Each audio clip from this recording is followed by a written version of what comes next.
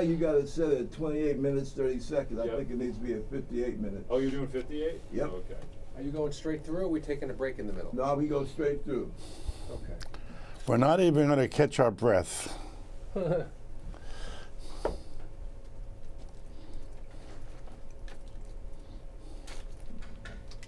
Okay, here we go. Right. 58 minutes, 30 seconds. Yep. So in 30 seconds, we're going to be live. Yes, yeah. Then I'm going to sneak out. So I'll let you sit. Thanks, sir. All right. Coming up in 10 seconds. Okay. In 5, 4, 3, 2, 1. Well, here we are. Here we are again. I'm Bob Gumbs, as you know, and this is the Concerned Forum. I think today we're going to have a very interesting show. I have a good friend, Tom Siracuse, and he is a man of a couple of different hats. As a matter of fact, tell us about your hats, Tom. Who are you? What do you do? Why are you here? You invited me here. Okay, but you came, so... Well, I have to say that you and MNN, this is a real treasure for people to express their views. Okay.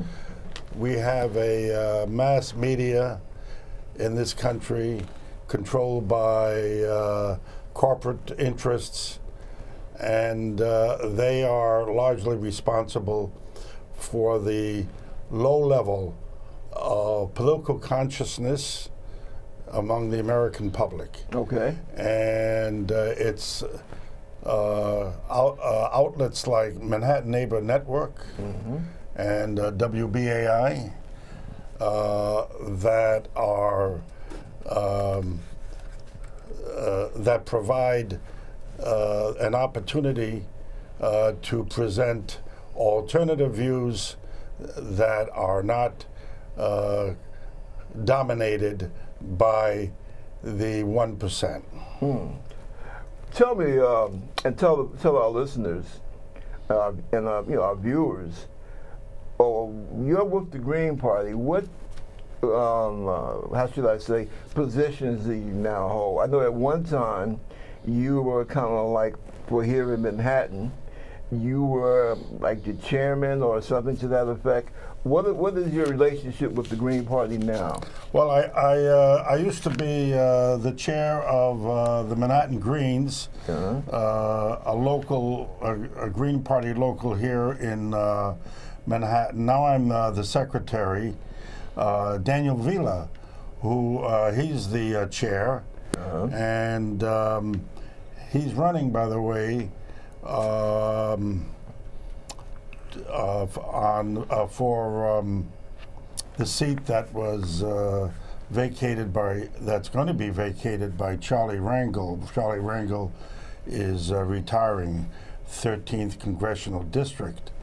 So Daniel is, he ran against Charlie Rangel 2 years ago, and despite having almost no money, but conducting a very vigorous campaign in the streets, got 12% of the vote.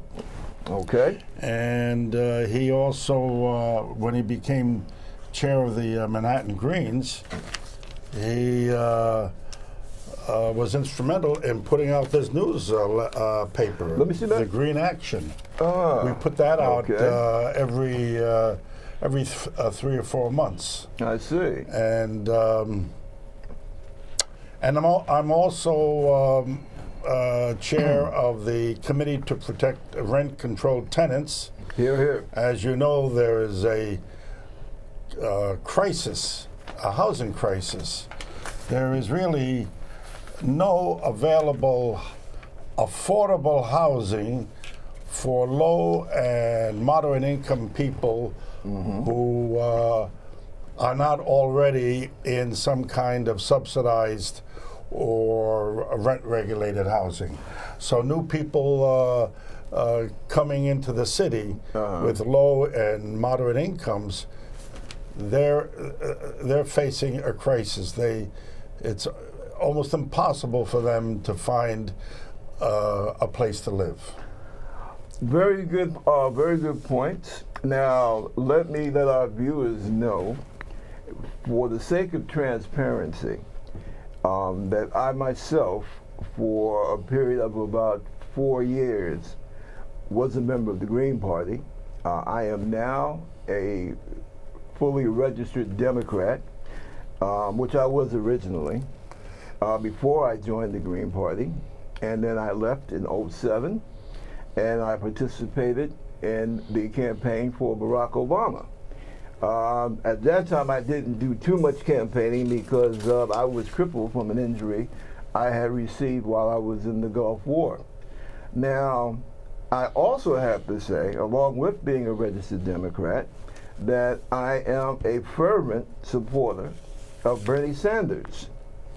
And I'm also a supporter of the Democrat who is running for the position of Congressman Rangel's seat as he is leaving, and her name is Susan Johnson. So I say that because I promised when I began this show some months ago that transparency, honesty, and straight talk would always be the key.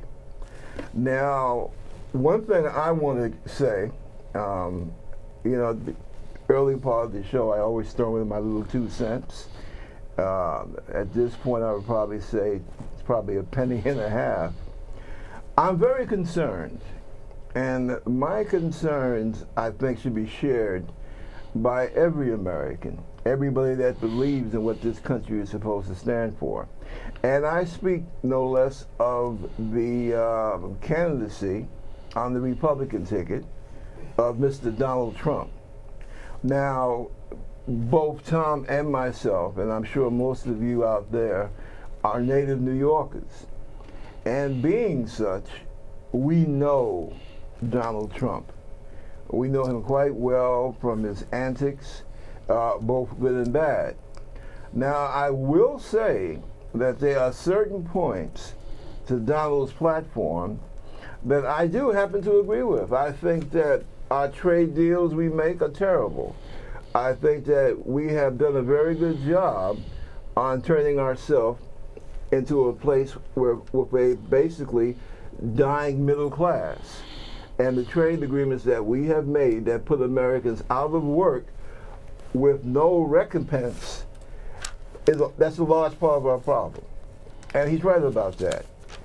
He's also right to a point when he talks about this constant thing that we've been doing of going around the world, basically trying to overthrow governments and trying to remake the Middle East in the image of a Jeffersonian democracy. Now, after that, that's where any agreement between myself and Mr. Trump comes to an end. His racism, his xenophobia, his unsteadiness, I think, disqualify him for any position of such high responsibility and trust as sitting in the White House. The problem that I have is that, number one, and I speak my mind, and I speak him, and I call him as I see him. I think it might have been a mistake for my party to basically make Hillary our standard bearer. I'm not getting into this whole thing about she's the, evil, diabolical Hillary and all the other crap, okay? I think that her problems behind the emails and the servers and what have you, I think that those are quite difficult, and they deserve to be looked at. Out of 11 years in the Navy, I spent 5 at the White House and the Pentagon. I had a top secret clearance. I was assigned to the Defense Intelligence Agency, otherwise known as DIA. So I have a great respect and a great concern when we talk about top secret documents and messages. So, yeah, I think that we do, on the Democratic side, we do have a problem. However, looking at the possibility of Donald Trump in the White House scares the living hell out of me. It makes me extremely afraid. And I think one of the reasons is because of the fact that being one of the people that actually knows what goes on in the White House, what goes on in the White House basement, what happens at the Pentagon, how things are done. The idea of Donald Trump having access to the nuclear codes which could launch an Armageddon, whether purposely or by accident, but just him sitting there with those nuclear codes terrifies me. And I think that as an American, as a veteran, I would do anything legally possible to prevent Donald Trump from occupying the White House. The biggest problem that we have now on the progressive side of the House is that many of us are in a quandary because we feel that Senator Bernie Sanders has to a large extent been dealt with extremely unfairly by the DNC. There's no denying that. You look at how the schedules for debates were set up, the limited amount of debates, the times, correct? This whole idea of a superdelegate, which is absolute nonsense. Yeah. And even after saying all that, I say that to pull away at this time from a two-party system, even though I quite agree, democracy is so good that we should have more than two flavors. But we have a special case here. We're talking about a madman sitting in the White House. We're talking about a guy that has become a lightning rod for every area nationalist, every Ku Klux Klan person who are publicly supporting Donald Trump and campaigning for him. And there has been no sound of a rejection of these people by the Trump campaign. And I look at that and I weigh all that. I weigh what Trump had to say about Mexicans, how he literally blasted and verbally destroyed a whole ethnic group of innocent people. And I remember what happened with the Central Park Five and how single-handedly he almost railroaded 5 young black and Latino men to the death house. And I asked myself, is this the kind of person that I want to see representing the United States of America? Is this what I fought for? And my answer is unequivocally a no. I wish, and I will do everything I can to reach out to white middle-class America, especially to white males, and try and make them understand that by supporting Donald Trump, they are doing absolutely nothing to make their quality of life better. But instead, by supporting Donald Trump, they are dragging us all down to hell.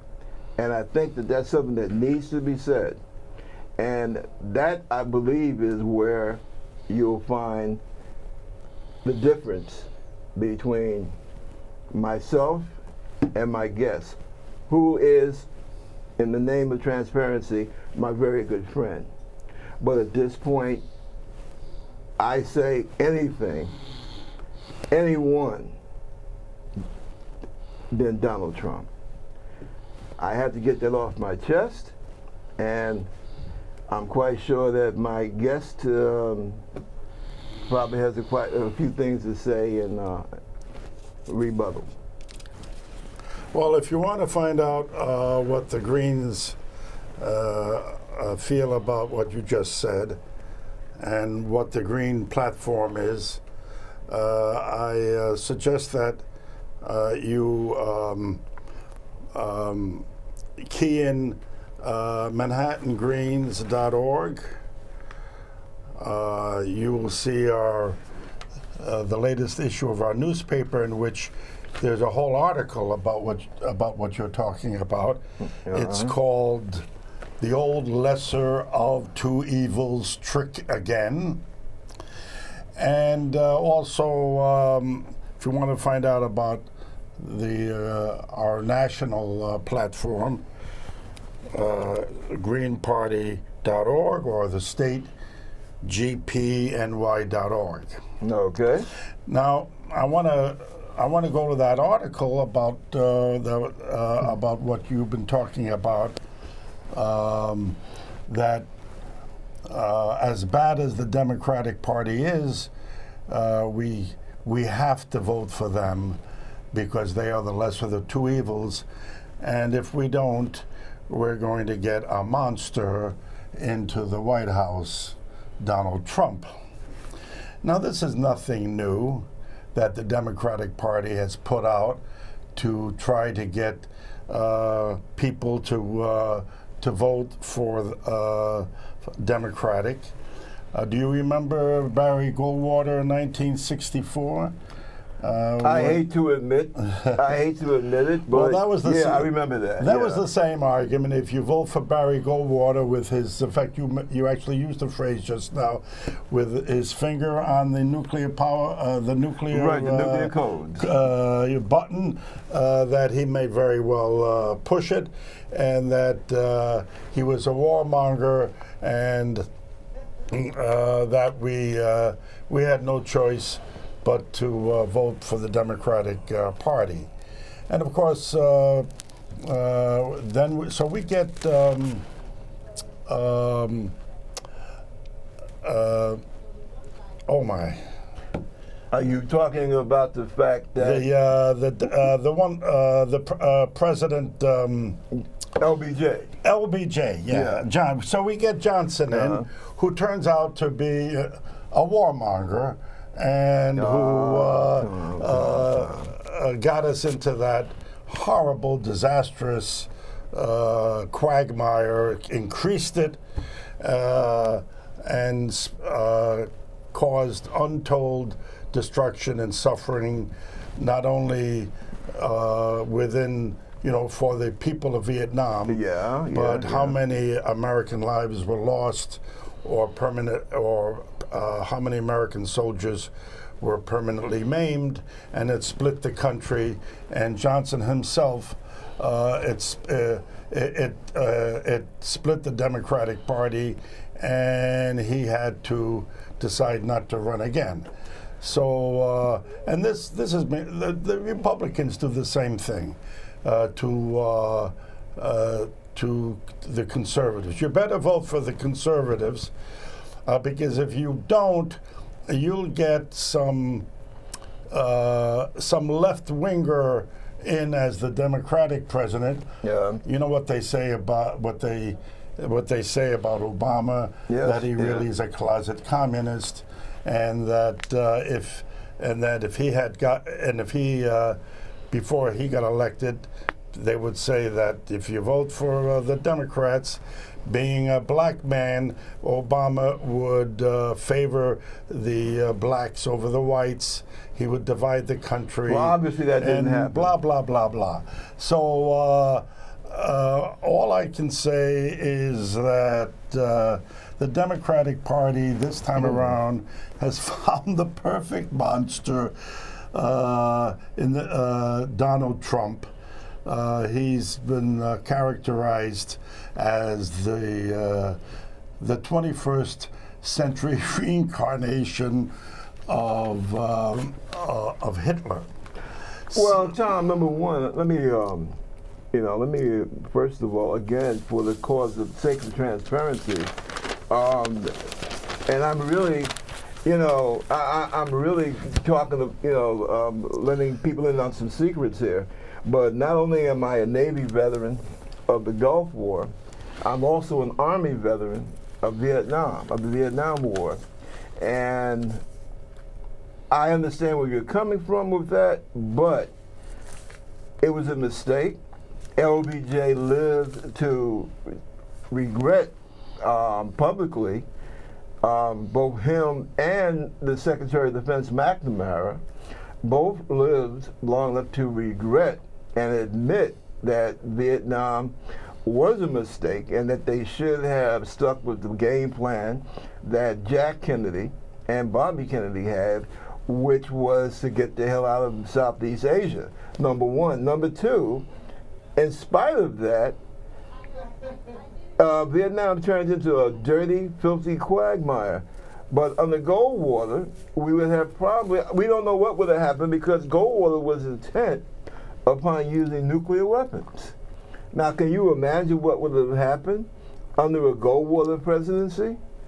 And he would just let loose the nukes? It would have been the war that Jack Kennedy was wise enough and clever enough and thoughtful enough to get us out of with the Cuban Missile Crisis. It would have came back a zillion times worse because Goldwater would have started dropping a nuclear bomb on, what is it, on Hanoi. And where will we be now? Will we even be anywhere? And this thing about, finding a monster, I think, and even Republicans will agree with this. It's kind of like the case of the boy crying wolf, okay? And you're right about that to a very large extent. I know the faults of my party.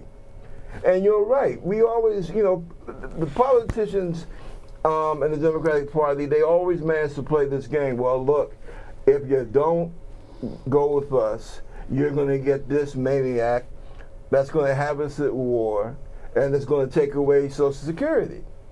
And many times people go for that. They didn't go for that in 2000, and as a consequence, we got the mess that we have in the Middle East now, thanks to Bush Jr. But this is one time that the little boy is correct. He's not just crying wolf. We are in danger of having someone who has a loose screw running loose in the White House. This is a real deal. It's finally happened. This is not some kind of political gimmick or campaign technique.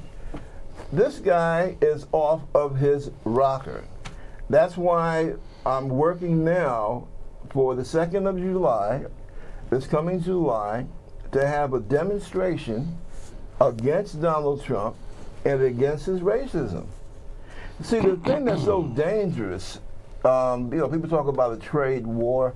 That in itself is very worrisome. And I can understand why business would be worried about the possibility of a trade war. But overall, the thing about Trump is his basic hatred for people who don't look like him or who don't agree with him. And one other point I want to get in, while we're on the subject, I am amazed at people like Dr. Carlson. I'm amazed at black clergy people. I can't think of this brother's name. And this young lady, who her claim to fame is that she was always appearing on, what's her name? Anybody know? On Trump's show. Mamusa?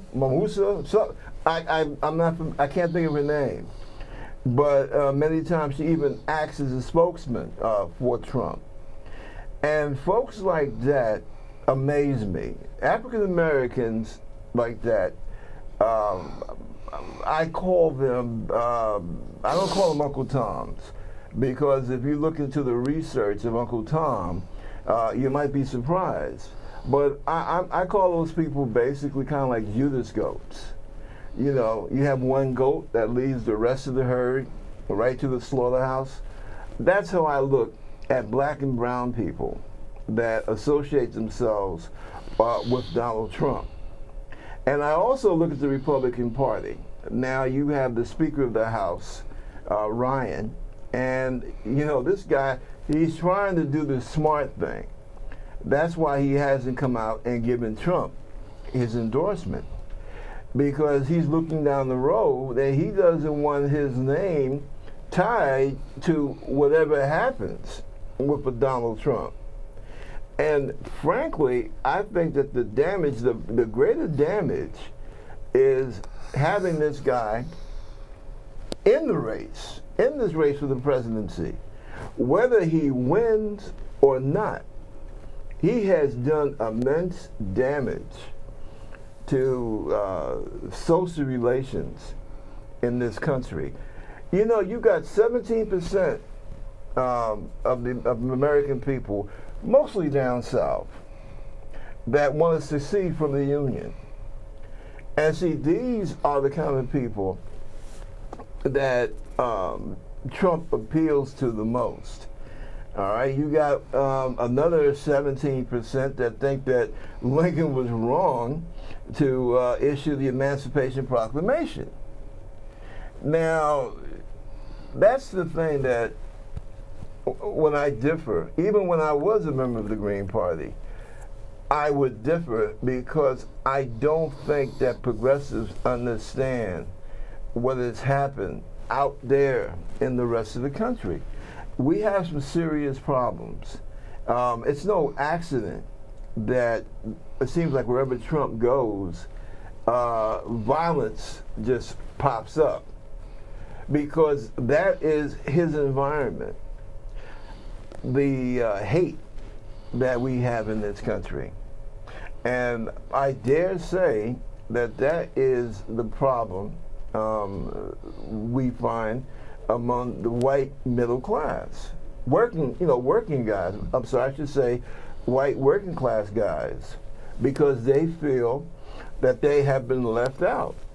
And see, this is a perfect, what's the word, petri dish for the Donald Trumps of this country to play the people's anger. And I think that what we progressives need to do, we need to work like Bernie Sanders is doing and has been doing for the last 40 years, working to show, hey, we are really in the same boat. And, that's the problem. Now, I know what your side feel, how they feel towards Hillary. And again, I'm sure she's a nice lady. She is not a nice lady. Well, I mean, on the personal level. That's one of the reasons that she's going to have a lot of problems in the election. Yeah, but on the personal level, all right? Well, we're not talking about personalities, are we? We're talking about... Well, to a point, we're talking about issues and looking at what people have done, what Obama has done, or not done, what Clinton has done or not done, what Bush has done and not done, and what Hillary has done or not done. Now let's take Hillary, since she's probably will be the nominee of the Democratic Party. Hillary. We're not there yet? Hillary We're still fighting. Well, we'll see what happens. Okay. But Hillary, as Secretary of State, was instrumental in the total disaster of our foreign policy in the Middle East. Okay. She pushed for extending American imperialism throughout the Middle East by overthrowing regimes that were not totally controlled by the United States, by overthrowing Saddam Hussein in Iraq, by overthrowing Gaddafi in Libya, and of course now trying to overthrow Assad in Syria. What has this resulted in? This has resulted in a total failure in making these countries into non-states, totally chaotic, destroying their infrastructure, causing the biggest refugee problem since World War II, which especially affects Europe because that's the nearest area for these refugees to flee to, and which is causing the rise of the ultra-right in Europe. This is true. And all This is you true. and you can lay a lot of this on the doorstep of Hillary Clinton. So this business that the Republican candidate, whether it be Trump or Goldwater or Bush, they're so evil that progressive parties, small parties, like the Green Party, what we should do is, when there is that kind of a candidate that Republicans are putting up, we should stay home. We shouldn't participate in the electoral politics. This is the most undemocratic and false and deceptive argument I can think of as far as building true democracy in this country. The two-party system, and would you deny that both parties are under the control of the 1%? They are both corporate parties. We do have a problem, yes. The problem, that's putting it mildly. Well, So we need to expand our political system to bring in a lot of independents, progressives, Green Party people to offer the now. Also, I think that your approach really is quite naive when it comes to who really runs this country. Whoever becomes president of the United States and whoever controls Congress, these are the people who do not run the country. The people who run the country are the 1%, the ultra-rich, the bankers, the big corporate interests. They're the people that run the country because they have in their pockets the two major parties. If Trump becomes president, you will see that he will have to do what the 1% tells him to do, just as Obama would have to do what the 1% told him to do, just as Hillary will have to do what the 1%, and just as Bernie will have to do what the 1% tells him to do. Okay, now let me put this out. Okay, one of the problems that I have with your political algebra, when you talk about naive, I believe that it is more naive for a group of what would be called, to me, it's wonderful, all right? But in terms of the rest of the country, a group of ultra left-wing progressives in Manhattan and Brooklyn and the Bronx, essentially telling that black woman in Tennessee or that young white woman in Alabama that feels that she must have an abortion. I think that it is naive to tell these people to take the faith, put your faith in these folks, Green Party, what's the other one? Not Labor. This guy is a former governor, and he looks like their standard bearer. Not Independence Party either. I forget the name of them. But they're starting to really do well. I think they're above 10% now of the electorate in the polls. And you're going to tell these two women that they should forget about the Democratic Party and that they should go with this new group, as far as they're concerned, a new group called the Green Party. And see, that's one of the problems that you have in the progressive community, because you have to be able to reach out to the folks in Bama, Mississippi, Oklahoma. Do you know, I'll give you an example. In Oklahoma, the same thing that happened in Kansas. Okay, you know, they got a real jughead. What's his name? Brownback? He's their governor, all right? This idiot said, well, everybody's getting a tax break, which of course translate into the upper 5% of the folks in the state of Kansas. And they just went around, austerity was their byword. They cut everything, education, public health, the whole bit, right? Kansas is in a ditch, a huge ditch. They've even had to cut back the amount of days in school, all right, because they don't have the money. They've given all the money, the tax breaks, to the upper echelons of business. The same thing with Louisiana. We're starting to find out the same thing in Michigan, which is one of the reasons why those people have been drinking poisoned water. Oklahoma has those same problems in triplicate. But you know what they did last week?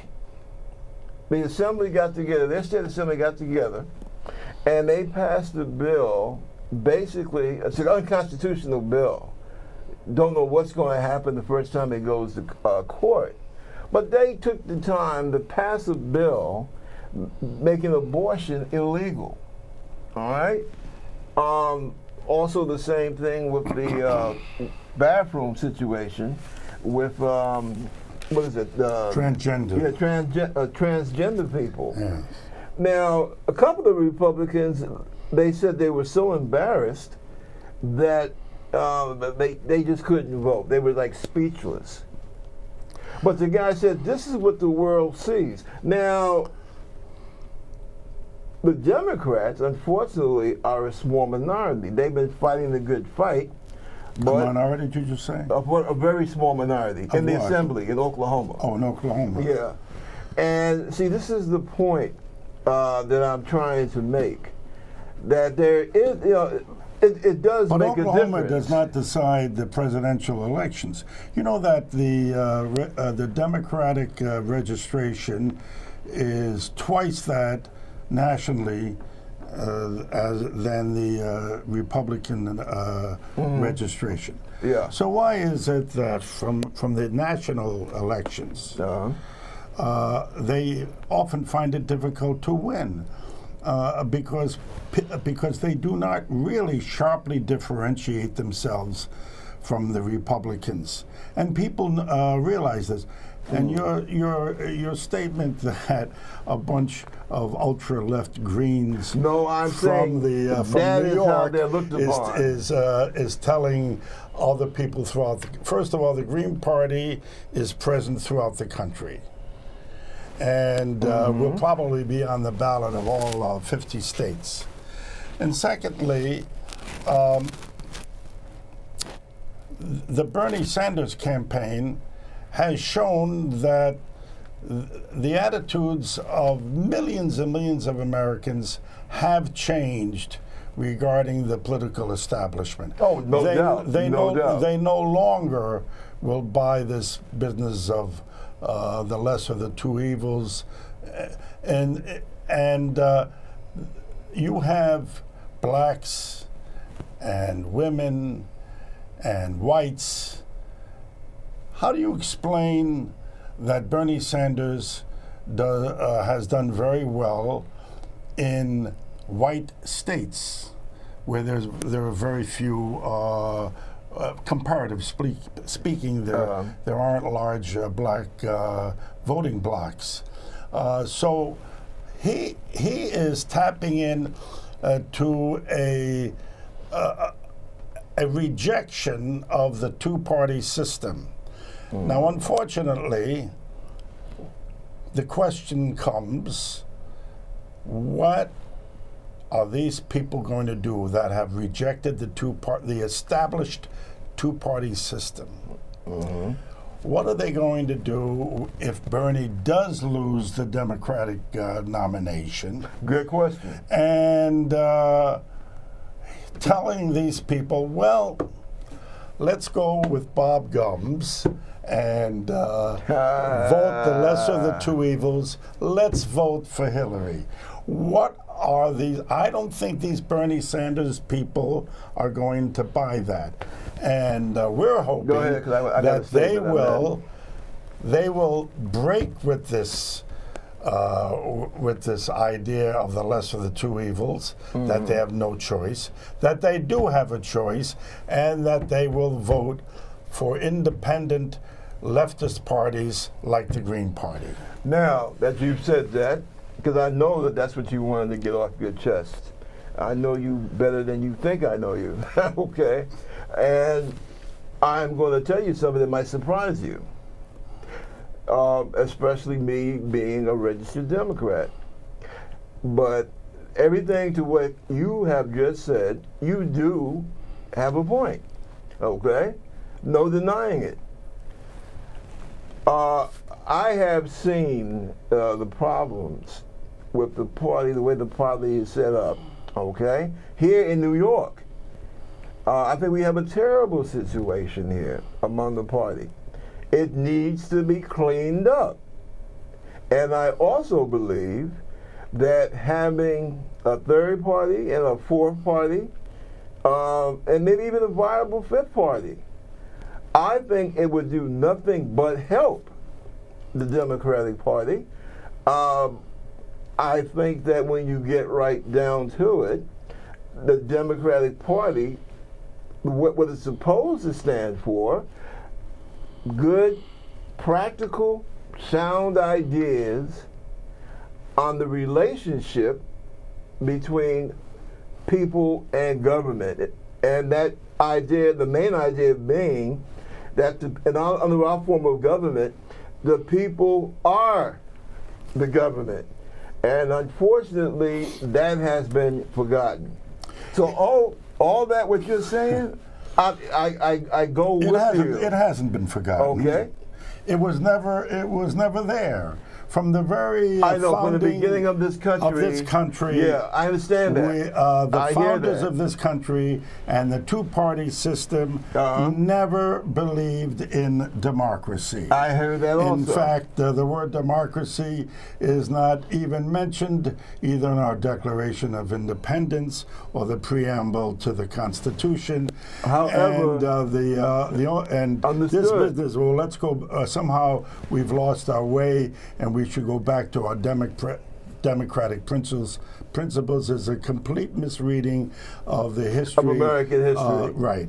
I go along because with as you there. know, when this country was first under the I know all about first the founded, slavery the only and people property that qualifications. were right. We know people all that. owned property. Women were not allowed Right, to vote. women Go not on voting. and on. We understand that. And so there goes your But see, democracy. the thing is that in this country, the history of America has been a story of people every year, every decade, fighting to make this. But that didn't come the from the ideal. two parties. No, it came didn't. from the grassroots. I understand that. It came from struggle from See, here goes the problem. groups like the working class, Everything you say- like the people of color in this country, Right, everything like the that you civil say- rights movement. Everything that you say, And I already know. Right. But here goes the question. What I'm looking at the most effective way. All I care about right now, Democrat, Republican, independent parties, I don't give a damn about that right now. All I care about is keeping Donald Trump out of the White House. That's what's important to me. The most practical, logical way to do that. Well, I think the best way the Democrats can keep Donald Trump out of the White House is to adopt the Bernie Sanders program and to nominate him as their nominee. But if I doubt very, very much if that would happen. I want to ask you a very personal question. Well, how personal? We know that in many states, that whoever is the Democratic nominee, including, of course, Hillary Clinton, that those states will go Democratic, like New York State, like Connecticut, like California. Now, you live in New York State. Right. So it's going to go Democratic anyway. So who are you going to vote for if Hillary is the Democratic nominee in the national election here in New York State? I am going to vote for my local congressperson. No, I'm talking about the presidential candidate. Who are you going to vote for? What is this? This is May 28th. I think If it's Hillary 28th. is the Democratic nominee, I heard you, Steve. and I we're talking about understand. New York State, and she will get New York State. Trump will never be able to carry New York State. Don't bet on that, but go ahead. So Don't bet on that. Who would you vote for? You know what? I will honestly tell you that I'm in a quandary right now. But you just said that the Democratic Party in New York State is in such a disaster. It's so riddled with corruption. So the Republicans, by the way, that they need to be shaken up. So one way of shaking them up is for your audience to vote for the Green Party here in New York State in the presidential election. Here in New York State.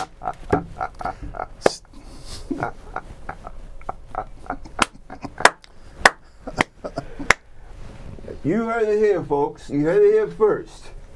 Well, one thing I can thank you for, Tom. People are definitely going to check this show out. I hope so. Yeah. No, but that's a very good question. And a lot of people are going to have to do a lot of soul searching. And I will tell you, though, the only thing that I take issue with that you said is the idea that the Democrats will sweep New York. You have to remember that this is Donald's home base, whether we like it or not. And as we have seen over the last 12 months, anything is possible. You know, that's something else. Because we're getting a little close on time. But, you know, that's something else that has really all made me right. distraught. So let's say a few days before the election, the polls indicate that Hillary got New York State. Well, that's another story. But what I'm looking at also, Tom, I'm looking at the media. And what do you think about the hand that the media played in creating presidential candidate Donald Trump? What do you think about that? And with the media, you know, are they responsible for the rise of the monster? They're not responsible for the rise of Donald Trump, but they are responsible for the misleading and confusing the American public when it comes to how our system works, and exposing the failings of our political and economic system, because they are controlled by the very people that control the two corporate parties. And so why are they giving Trump so much space? Well, that they're interested in making profits, and whenever Trump says, let's deport all of the Muslims. Let's build a wall, keeping all the Mexicans out of the United States. That's such an outrageous statement that they pounce on that because people say, "Oh my God, did you hear about so?"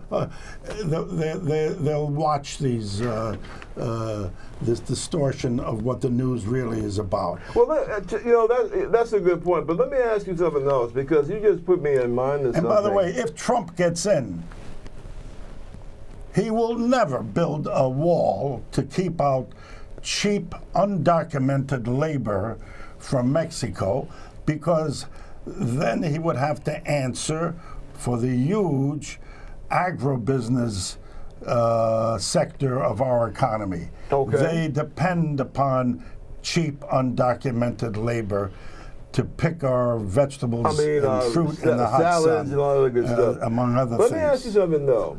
Why is it, and see, this is what really disturbs me, and this is why I plan, one of the things I plan to do with this program is make it a place of outreach to white working class America.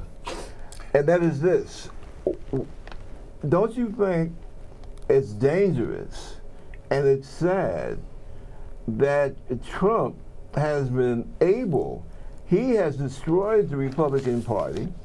He went up against 16 Republicans, elected officials. How much did they come up to? Something like about 200 years total, something like that, in political experience.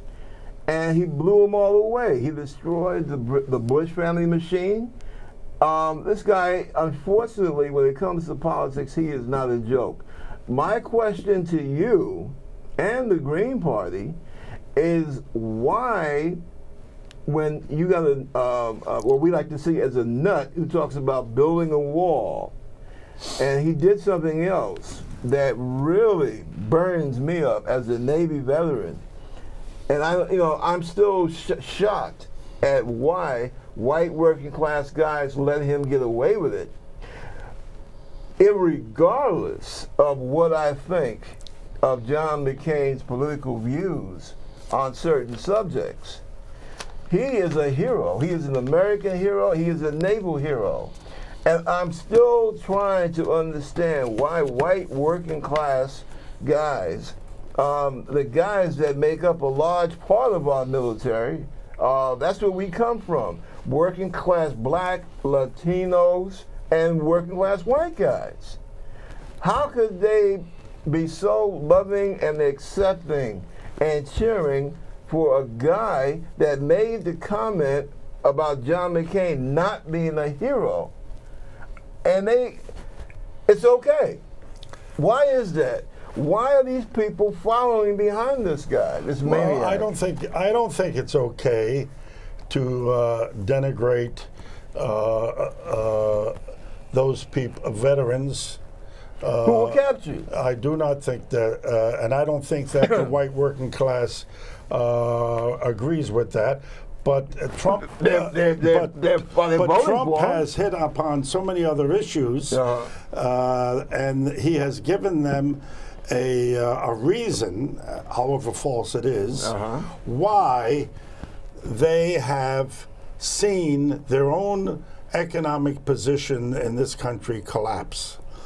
I myself is from, my father is a my father, mother, white working class.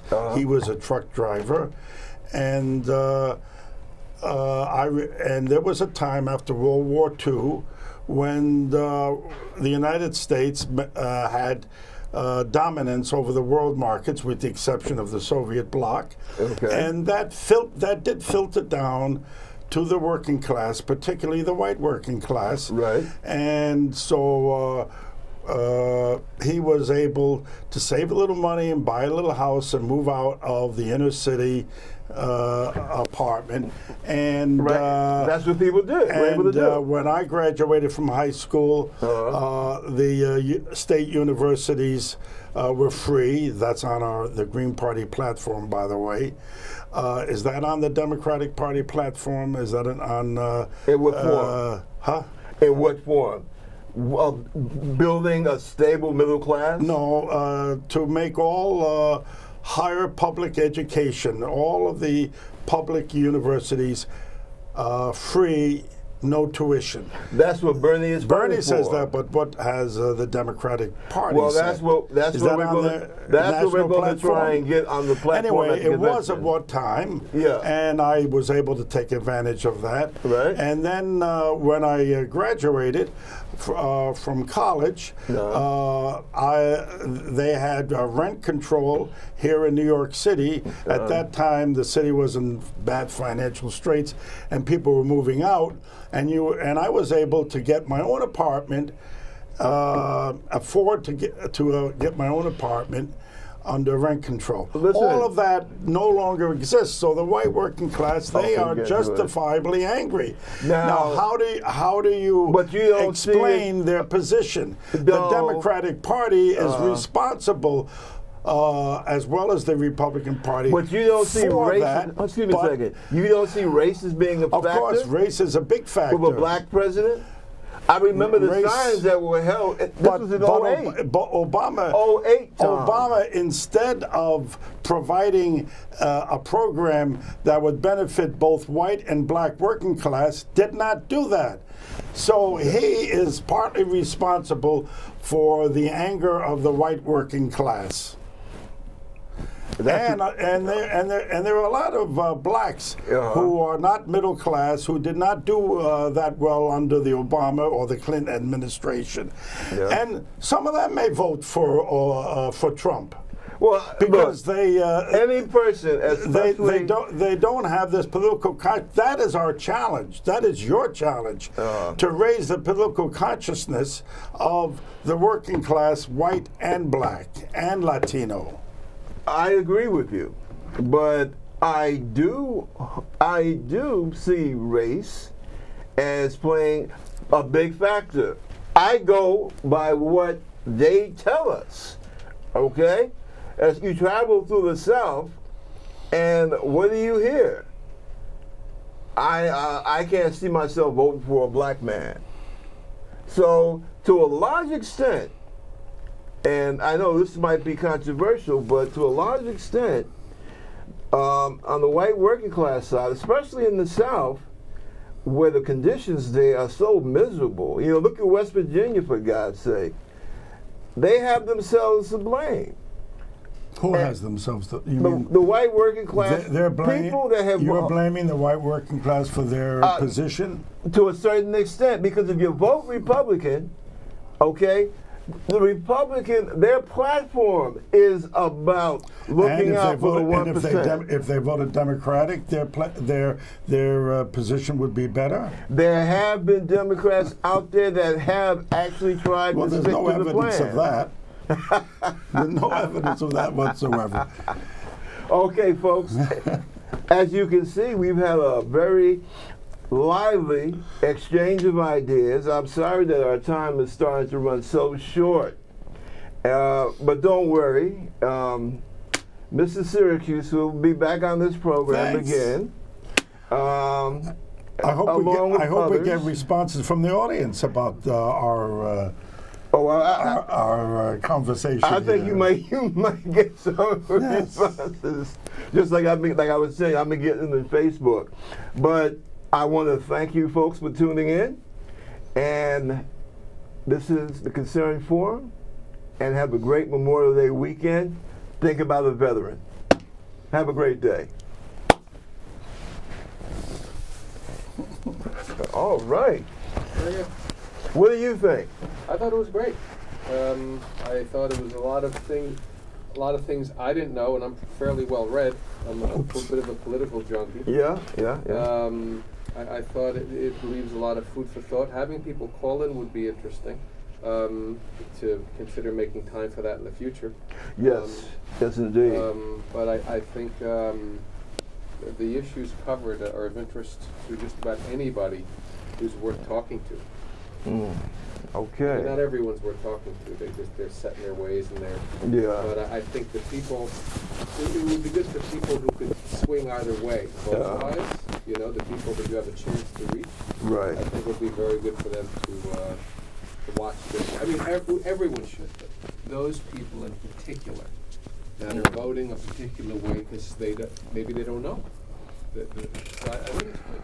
Well, a lot of those people, thanks to the mass media, don't even know that a party like the Green Party exists. Yeah, the mass media, the crass media, the ass media. Right. Yeah, I agree. Well, I think people. And the Democrats, they make it almost impossible, not impossible, but very difficult for third parties to even get on the ballot. And when we do get on the ballot, they refuse to debate us in the public venue. Right. Well, the only way you have to literally crash the system, and the whole thing with Trump, what it shows is, and you guys may think it's a bit sad, but it shows that the only way to crash this old boy network is by any means necessary, and that's why I feel a guy like Trump. Is popular because he's saying, okay, the establishment, I am going to do what I want to do regardless of what you think, do, or say. And I think that represents a lot of people. You know, it's never about the guy that's running for office. It's about the mistakes everyone made prior to that person that have paved the way and given the person, you know, a free pass. Say, okay, look, you know, come on in. Like that movie quote in American President, in the absence of true leadership, people will follow anything. Oh, yes. Yeah. You know, you just answered. That's real good, Jeff, because you just answered something that's been bugging me for quite some time. When I talk about white working class guys, because I spent most of my adult life, I started when I was 17 with the military, you know, in and out, this branch, then another branch. So being with, you know, white working class guys and, you know, growing up here in Manhattan, you know, I was in the whole Catholic school system, you know, dealing with ethnic kids and what have you. And to see Trump be able to reach these levels of hate, and it's pretty bad. When you go out, when you leave the shelter of here in our little northeastern enclave, when you go out, even go out in Pennsylvania, right? And you can feel the anger and the hate. And I hate to see that, you know. And, you know, when I try to, you know, talk to one of them, you know, it's like, hey, man, you know, what did you make? You making what, about maybe $40,000, $50,000 a year? You're paying child support, right? You know, you got to take. And their kids can't get a decent job. Yeah, and I'm saying, why the hell are you voting Republican? You know, I just, that's what really blows my mind. You know, has the hate gotten so deep that you keep on voting against yourself? You heard us talking about what happened in Kansas, what happened in Louisiana, what happened in Michigan, what's happening in Oklahoma. These are being, you know, this craziness is being done by white working class people, men. And I'm saying, But why are you doing this to their yourself? racism is rooted in their economic problems. That's where the root is, because there was a time, like right here in New York City, where you had white working class Italians over in East Harlem that voted for people like Vito Marcantonio, the American Labor Party. They even there was even a couple of communists on the city council up until 1950. Now, what happened? They had proportional representation on the city council. What happened to that? Well, then you had the the big Red Scare. That was the bugaboo. Yeah. The communists are taking over the world. So now, so you offer the American people some bugaboo, whether it be communists, whether it be Muslims, whether it be immigrants, whether it be blacks. There's and if people don't have an understanding of what the system is about, if they don't have an understanding that the president and the Congress do not make the final decisions. Correct. If they don't understand that, if they So don't, you believe that- then Well, you'll finish. then they're going to be vulnerable to all of these demagogues that will confuse them. And even more so than that, the country, perhaps a good portion of the world, is run by people that are not elected, that we'll never meet, we'll never see. Hundreds of millions, billions of dollars vanish. Black projects, small pockets of individuals inside of government agencies that answer to nobody. So here we are as fools attacking issues that aren't even Right. run or Like who's going to use a bathroom? Well, that That is really type silly. of that's an issue. That's really silly because But here that's being put out by the mass media and by both parties. That instead of putting out in front what the real issues are. But that sells ratings. I mean, when you look at numbers, and my numbers are off. If you have 100 transvestites, and I have no judgment, that want to use a bathroom and they're feeling uncomfortable, I'm much more interested in all of these soldiers committing suicide every day. Right. I mean, that means nothing. First of all, bathrooms should be unisex anyway, with private stalls. Everybody should be able to go into a public restroom and use a private stall. And the 1 or 2 people per week that engage in lascivious behavior in that stall, to me, it's acceptable, an error percentage. The big issue is, why are these guys committing suicide for every single, so many of them, Why are veterans committing suicide when they come back from the Near East? That's what I mean. And Obama, to me, missed an enormous opportunity because he didn't create the Gulf War. He walked into it. He could have easily said, we invaded the wrong country, and there were no weapons of mass destruction. And although we support our prior leaders and all the men and women that sacrificed, we're going to look to learn from this. But he went along. And with why the did he do that? I agree. Because he is part of the machine that puts people in office. And he's not even black. He's half black, he's half white. Right. But in the absence of true leadership, people will follow anything. This is the closest thing black folks could get their hands on to feel that would represent them. Same thing with Hillary. Hillary is most likely a lesbian, which I'm totally cool with. Has not been supportive of women's rights as a whole, based on the affairs that Bill Clinton was having, you could see. But that's all they have to hold on to. They don't vote for Hillary because of what she represents. They vote for Hillary because of how they feel if she's elected. Oh, we got someone representing us. She's not.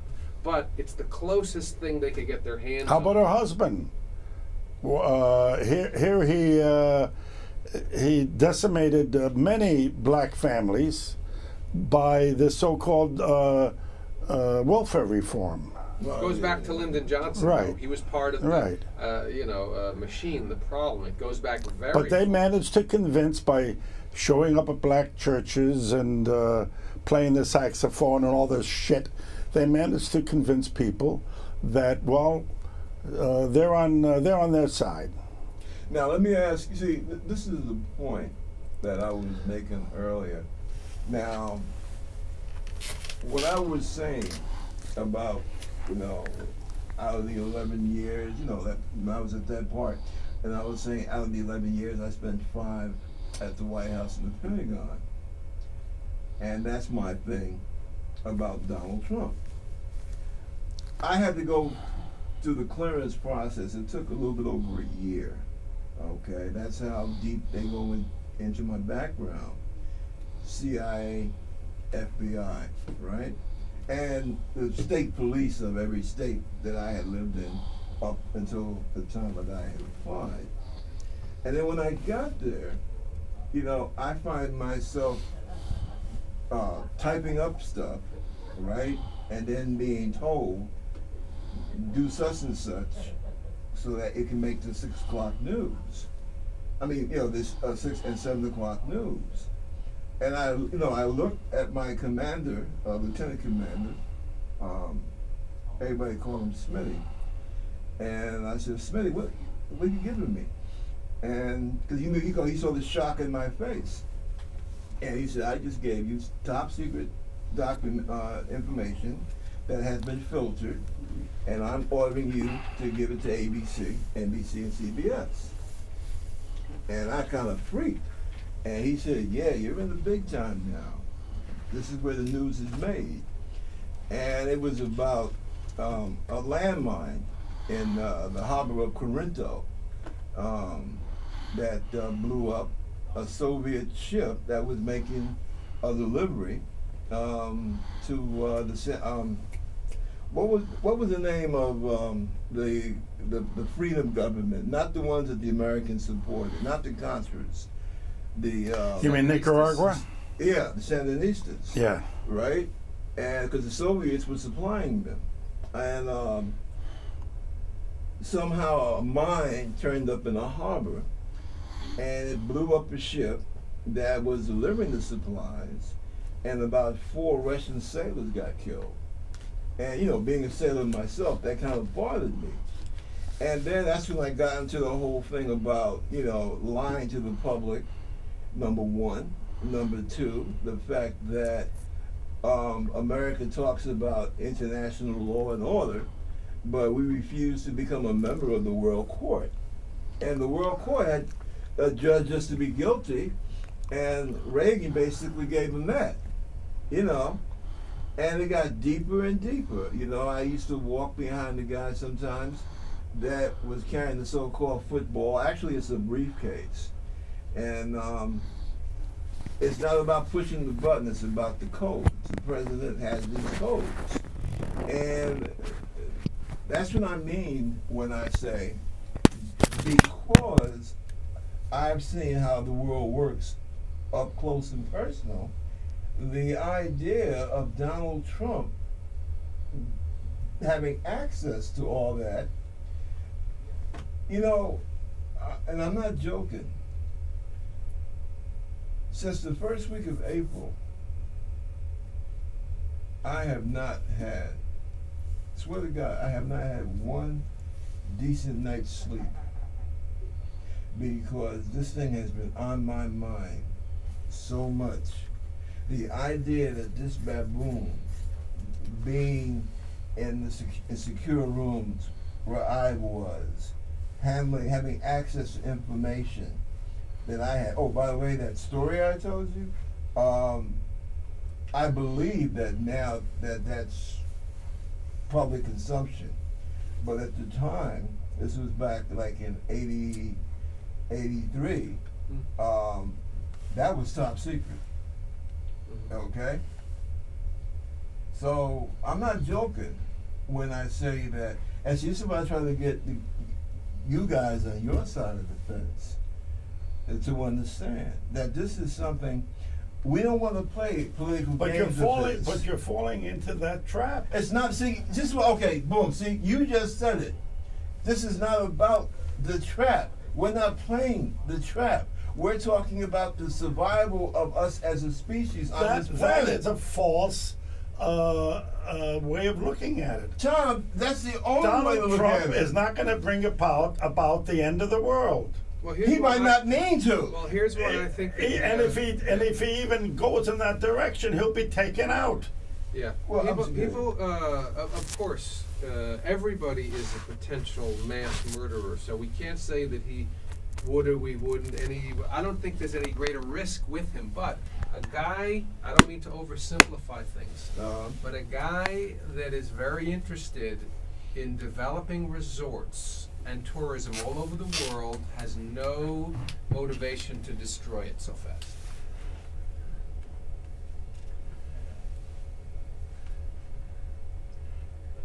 I mean this, what I'm getting ready to say. What you just said, and tonight, I'm gonna really think about what you just said. Because I never saw it from that aspect before. See, I only know from the aspect of what I do, right? I would talk like this around YouTube because I know I'm around two intelligent, aware guys, okay? I did things that 1 in maybe 5 million people have the opportunity to do. I saw things that maybe 1 in 10 million people might ever be privy to. I saw things, I helped things happen that till the day they put me 6 feet under, I'll beg God Almighty for forgiveness. See, that was the world that I was in for almost 5 years, except for a brief time when I had courier duty. Okay? But what I did most of the time that I was at DIA was top secret. That's why you have to go through all that clearance and what have you. And see, I'm just thinking in terms of Donald Trump having access to all this information and the power to make very dangerous decisions. He doesn't have that power. No, the president has that power. No, I've he seen doesn't. that. He doesn't have that power. Well, he might. I mean, he has a little more information than we do. I don't disagree. Dale Carnegie had always said, and I did some of their training, Toastmaster speech. And I remember Dale Carnegie said, "Don't speak about something you haven't earned the right to speak about." Now you know exactly what you're talking about, but I haven't had his experience, and I don't know if you have. But he's been in a little deeper than we have, so he might have a little information that we don't have. It's possible. Well, I look at it from the historical point of view and not from a situation that I was in personally. Take what happened in early 1930s. Okay. We had a total international financial collapse. Right. By 1932, 1933, it was obvious that radical action was needed. We were going toward a revolution. Yeah. You had the working class. In those days, the unions were much more independent than they are now, Yep. and they were run by leftists. You had leftist parties like the Communist Party that was growing by leaps and bounds. You had a great deal of dissatisfaction out there. The ruling class was looking at all of this. They knew that they had to start making some compromises.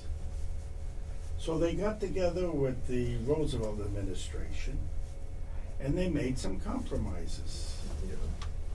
Now, once we got into World War II and the Depression was over, the ruling class decided we have to start whittling away at all of those compromises, Social Security, and make sure that we don't have a viable healthcare system, the whole welfare system, jobs, all that. And that's what they've been doing ever since. Now, if the situation gets to a point where the economy collapses again, the ruling class will, after all, like was pointed